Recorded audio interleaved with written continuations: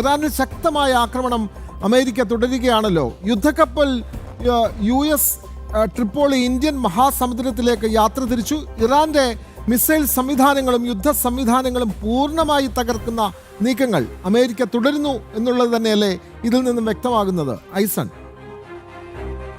തീർച്ചയായും ഇപ്പോൾ നമ്മൾ നേരത്തെ കണ്ടതുപോലെ തന്നെ അതായത് ഈ ലേസർ ഫോട്ടോകളെല്ലാം തന്നെ അല്ലെങ്കിൽ അത്തരത്തിലുള്ള സംവിധാനങ്ങൾ ഉപയോഗിച്ചുള്ള ഫോട്ടോകളിൽ വിമാനങ്ങൾ തകർക്കുന്നതും അതുപോലെ തന്നെ കപ്പലുകൾ ലക്ഷ്യമിടുന്നതുമായ ആ വീഡിയോകൾ നമുക്ക് കാണാൻ സാധിക്കുന്നുണ്ട്. അതെല്ലാം തന്നെ അതായത് ഇറാൻ്റെ സൈനിക സമ്പത്തിനെ അല്ലെങ്കിൽ സൈനിക അസറ്റുകൾ മുഴുവൻ തകർക്കുക, അതുപോലെ തന്നെ ഇറാൻ്റെ മിസൈൽ സംവിധാനങ്ങളെ പൂർണ്ണമായും തകർക്കുക, അത്തരത്തിലൊരു നീക്കമാണ് അമേരിക്കയുടെയും ഇസ്രയേലിൻ്റെയും ഭാഗത്തു നിന്ന് ഉണ്ടായിക്കൊണ്ടിരിക്കുന്നത്. തീർച്ചയായും അതിൽ നിന്നും നമുക്ക് വായിച്ചെടുക്കാൻ സാധിക്കുന്നത് ഇറാനെതിരെ നടത്തുന്ന അമേരിക്കയുടെയും ഇസ്രയേലിൻ്റെയും അതിശക്തമായ ആക്രമണത്തിൽ ഈ മിസൈൽ സംവിധാനങ്ങളുടെ 99% തകർന്നു കഴിഞ്ഞു, അല്ലെങ്കിൽ അതിലേറെ തകർന്നു കഴിഞ്ഞു എന്ന റിപ്പോർട്ടുകളെല്ലാം തന്നെ പുറത്തു വന്നിരുന്നു. ട്രംപ് തന്നെ അത് സ്ഥിരീകരിക്കുകയും ചെയ്യുന്ന സാഹചര്യമുണ്ടായിരുന്നു.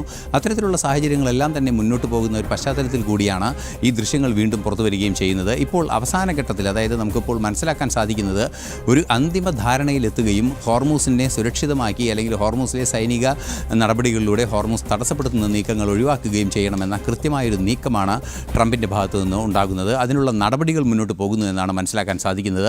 പുറത്തുവരുന്ന ദൃശ്യങ്ങളും അതുപോലെ തന്നെ പുറത്തുവരുന്ന വാർത്തകളും അദ്ദേഹത്തിൻ്റെ സമൂഹ മാധ്യമത്തിലെ ഇടപെടലുകളും എല്ലാം തന്നെ ചേർത്ത് വായിക്കുമ്പോൾ ഒരു അവസാന ഘട്ടത്തിലേക്ക് ഇനിയുള്ള 2-3 ദിവസവും ഏറ്റവും നിർണായകമായ നീക്കങ്ങൾ ഉണ്ടാകാനുള്ള സാധ്യത ഒട്ടും തന്നെ തള്ളിക്കളയാനാവില്ല. കര സൈനികരെ ഉൾപ്പെടെ പരിസരത്ത് വിന്യസിച്ച് കഴിഞ്ഞൊരു സാഹചര്യത്തിൽ ഖർഗ് ദ്വീപ് ഏറ്റെടുക്കാനുള്ള സാധ്യതയുണ്ട്. അത്തരത്തിൽ ഖർഗ് ദ്വീപ് ഏറ്റെടുക്കുകയാണെങ്കിൽ തീർച്ചയായും ഇറാൻ്റെ എണ്ണ ശുദ്ധീകരണത്തിലൂടെ ലഭ്യമാകുന്ന വരുമാനം പൂർണ്ണമായും തടയാൻ സാധിക്കുമെന്ന് കൃത്യമായൊരു ബോധ്യം ട്രംപിനുണ്ട്. അത്തരത്തിലൊരു നീക്കത്തിനുള്ള സാധ്യത ഒട്ടും തന്നെ തള്ളിക്കളയാനാവില്ല. നേരത്തെ ട്രംപ് തന്നെ അത്തരം സൂചനയും നൽകിയിരുന്നു. ഈ സാഹചര്യങ്ങളെല്ലാം തന്നെ ചേർത്ത് വായിക്കുമ്പോൾ സ്വാഭാവികമായും ഈ എണ്ണ വിലയുടെ വർധനവ് നിയന്ത്രിക്കുന്നതുൾപ്പെടെയുള്ള നീക്കങ്ങൾക്ക് ഇറാൻ്റെ എണ്ണ ഏറ്റെടുക്കാനുള്ള നടപടി ഉണ്ടാകാം എന്ന ഒരു സൂചന ട്രംപ് നൽകിയതും ചേർത്ത് വായിക്കുമ്പോൾ പല സംഭവവികാസങ്ങൾ ഇപ്പോൾ ഇറാനിൽ നടക്കാനുള്ള സാധ്യത തള്ളിക്കളയാനാവില്ല.